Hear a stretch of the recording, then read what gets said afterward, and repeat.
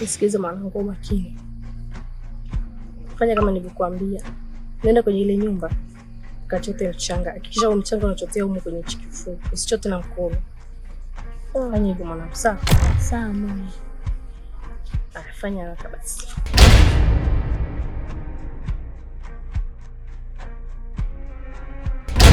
Umefanikiwa kupata mchanga mwanangu? Mama, nimefanikiwa kupata mchanga. Safi. Kuishi habari yake. Kuishi habari yake? Daniel watu. Sina pesa kupeleka chuo. Ningekuwa nini ningekuwa kupeleka chuo.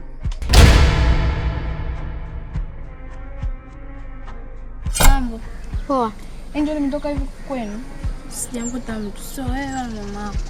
Mwanangu amefunga. Mama kaenda kwenye biashara zake anazoendaga kila siku. Kuna swali nataka nikuulize. Lakini sitaki mama kwa nyuma. Swali gani? Namweza mjua kisofa. Maana namtumia message ajibu na nikimpiga simu patikani. Juma Kisoko.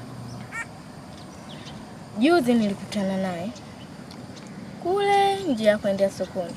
Aliniambia kwamba yeye yupo sawa, hataki kusumbuliwa, yupo sehemu salama. Na mimi nikaenda kumwambia mama hivyo hivyo.